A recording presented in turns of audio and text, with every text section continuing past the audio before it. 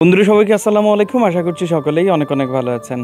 বন্ধুরা, আজকে আমি এমন একটা জায়গায় এসে দাঁড়িয়েছি, এমন একজন সম্মানী মানুষকে আপনাদের সামনে উপস্থাপন করতে যাচ্ছি। পৃথিবীতে এর চেয়ে সম্মানের জায়গা আর কোনোটাই হতে পারে না।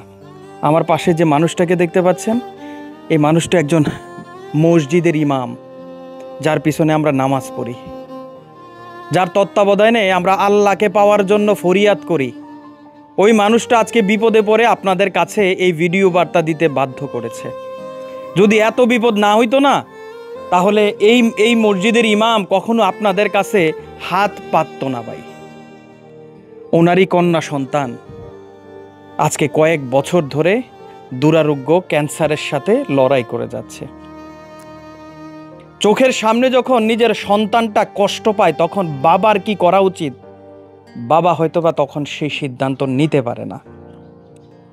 আজকে না হয় একটা ভুলই করে ফেললো আপনাদের কাছে এই ভিডিওটা তুলে দিয়ে। আজকে না হয় একটা মহা অপরাধী করে ফেললো। আপনারা তাকে যেই শাস্তি দিবেন সেই শাস্তি আমি মনে করি এই বাবাটা মেনে নিতে বাধ্য, কারণ তার দেয়ালে পিঠ ঠেকে গেছে। আসসালামু আলাইকুম। আসসালামু আলাইকুম রহমতুল্লাহি ওয়া বারাকাতুহু। আমার নাম মোহাম্মদ আব্দুল আওয়াল। আমার বাড়ি হচ্ছে বরুড়া থানা, গ্রামের নাম কেমতুলি, জেলা কুমিল্লা, বাংলাদেশ। আমার দুইজন মেয়ে, একজন ছেলে। আমি একজন মসজিদের ইমাম। তো আসলে প্রিয় দেশবাসী, আপনারা যারা শুনতেছেন আমাদের ভিডিও এবং দেখতেছেন এবং প্রবাসে যারা আছেন, আমি সকলের কাছে অনুরোধ করব, আমরা 2021 সালে যখন একবার তাকে চিকিৎসা করি, 21 সাল থেকে চিকিৎসা করা শুরু কর থেকে ঔষধ কিন্তু তারা চলতেই আছে। এই পর্যন্ত যত চিকিৎসা করছি আমাদের অনেক টাকা গেছে, কিন্তু আমি আব্দুল আওয়াল সীমিত একটা ছোট্ট একটা চাকরি করি, মসজিদের একজন ইমাম। আমি আব্দুল আওয়াল তার চিকিৎসা করার মতন, অভিভাবক হিসাবে তার চিকিৎসা চালায় যাওয়ার মতন আমার তেমন কোনো ক্ষমতা নাই। আমি আমার আত্মীয় স্বজন, এলাকাবাসী, যার কাছ থেকে যেমনি পারছি জাকাত, ফেতরা, মান্নত ইত্যাদি টাকা আমি চেয়ে এই পর্যন্ত তার 21 লক্ষ টাকার মতন খরচ হয়েছে। এখন থেকে শুরু করে যে তার চিকিৎসা করব এমন কোনো ব্যবস্থা নাই। আর আমিও শারীরিকভাবে অসুস্থ। তো আমি আমার মেয়ের চিকিৎসার জন্য আমার দেশবাসী যারা ভিডিও দেখতেছেন এবং শুনছেন, প্রবাসেও যারা দেখতেছেন শুনছেন, আসলে সত্যিকারই কথা, যে কথাটা আমি কখনো এইভাবে হাত পাততাম না, আজকে আমার মেয়ের চিকিৎসার জন্য আপনাদের কাছে আমি হাত পাততে হয়েছে। তো আপনারা যে যেমনি পারেন আমার মেয়ের চিকিৎসার জন্য, সে বেঁচে থাকুক আমি চাই, আল্লাহর কাছে এই আশা কামনাই করি। আমার মেয়ের চিকিৎসার জন্য আপনারা যে যেমনি পারেন আমাকে একটু সহযোগিতা করবেন। আর যদি সহযোগিতা নাও করতে পারেন, আমি আপনাদের কাছে অনুরোধ করব এই ভিডিওটা আপনারা শেয়ার করবেন। যদি কোনো একটা এরকম ভালো ভদ্র মানুষের হাতেও নজর পড়ে আমাদের এই এসকে মিডিয়ার মাধ্যমে, হয়তোবা একটা ভদ্রলোকের অথবা একটা দানশীল ব্যক্তির নজরেও যদি পড়ে, ওনার বিনিময়েও হয়তো আমরা একটু সহযোগিতা পেতে পারি। তো আমি আর কোনো কিছু বললাম না, আমি এটাই বলবো যে আপনারা আমাদের এই ভিডিও পাওয়ার পরে আশা করি আপনারা আমাদেরকে একটু সহযোগিতা করবেন, সেটাই আমি আপনাদের কাছে চাই। আসসালামু আলাইকুম। আসসালামু আলাইকুম। আপনারা সব কথাই শুনছেন। আসলে আসমা যেই রোগটা হয়েছে, এটা হচ্ছে ব্রোন ক্যান্সার, মানে হাড্ডিতে ক্যান্সার। এই যে দেখেন, এই জায়গাটাতে আসমান হয়েছে, এই জায়গাটাতে হাড্ডিতে, মানে হাড় ক্যান্সার, ব্রোন ক্যান্সার, যেটা উইং সার্কোমা বলে। তবে আমার জামাই আব্দুল হাফিজ সব কথা শুনছেন। আসলে আমরা এই ধরনের লোক না, কারো কাছে নিজস্ব লজ্জা লাগে। আসলে একটা মানুষের কাছে আত্মহত্যা কত লজ্জার ব্যাপার। 20-21 লাখ টাকার মতো চলে গেছে। আমরা যে আত্মীয় স্বজনের কাছে আর হাত পা তো বলবো, এই আর মুখ আমাদের নাই। ওইখানে কেমোথেরাপি সাইডটা দিয়া আমরা আর পয়সা নাই, দিতে পারি না। আমরাও লজ্জা লাগছে এইভাবে আপনাদের চাওয়ার। আমরা কিন্তু এই মানের লোক না। আমার জামাই আমরা কারো কাছে একটা চাও জন্য মানুষ হয়েছে চাই না। আমি এই 5 মাস 6 মাস 5 জন লোক বাড়িতে খাওয়াইয়া চিকিৎসা করিয়া আমিও এই বৃদ্ধ বয়সে বড় একটা চাপে আছি, তাদেরকে নিয়ে, আসমাকে নিয়ে। আপনারা ভিডিওটা শুনছেন। 10 বছরের নাতনি, 7 বছর বয়স হয়েছে, এখন 10 বছর তার স্কুলে লেখাপড়া করতো। দেখেন আসমা কত এখনো পাশে বয়ে রয়েছে। আপনাদের কাছে আর কি যে আমি ভাষা বলবো, আমাদের কোনো ভাষা নাই।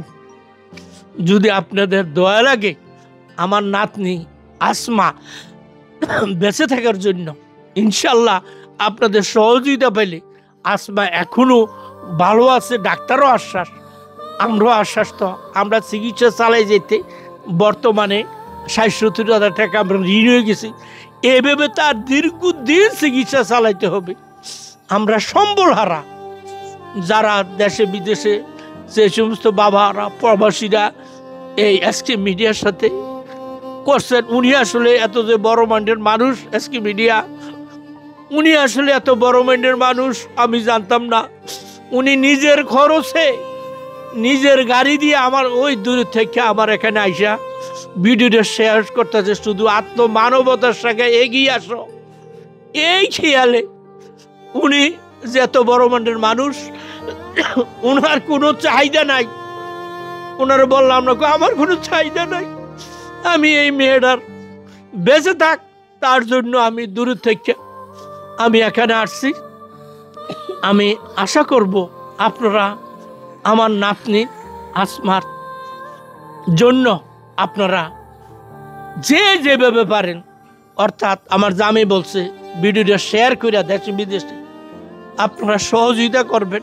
আমাদের হাত জোড় অনুরোধ থাকবে আমাদেরকে এই সহযোগিতা করবেন। বিশেষ করে আমার মোবাইল এবং বিকাশ 01819 175547, 01819 175547 আসমার আব্বার বিকাশ নম্বরটা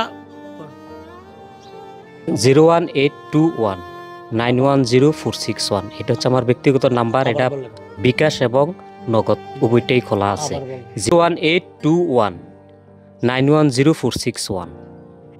নাম কি তোমার? মোহাম্মদ আসমা আক্তারুজ্জামান। কি হয়েছে তোমার বলো তো? বলতে পারি না। বলতে পারো না? ডাক্তার ইঞ্জেকশন দেয়, অনেক বড় বড় ইঞ্জেকশন দেয়, ভয় লাগে না ইঞ্জেকশন দেয় যে? জি। ভয় লাগে? আমার চিকিৎসার জন্য সবাই এগিয়ে আসেন। আমি বাঁচতে চাই, আমি আব্বু আম্মুর কোলে থাকতে চাই, স্কুলে যাইতে চাই, অনেক বড় হতে চাই, আমি বাঁচতে চাই। কিভাবে আপনাদের সামনে আসলে কথাগুলো বলবো? ছোট্ট একটা মেয়ে এই বয়সে যে সে এত বড় একটা বিপদের সম্মুখীন হবে হয়তো বা সে কখনো কল্পনা করে নাই। পিছনে বাবাটা আসলে গুমড়ে গুমড়ে কাঁদছে। আসলে কিভাবে ওনাকেও সান্ত্বনা দিব, সান্ত্বনা দেওয়ার ভাষা নাই। আপনাদের কাছে একটাই অনুরোধ, মসজিদের ইমামদেরকে তো আসলে আমরা ঠিকমতো বেতনও দিই না।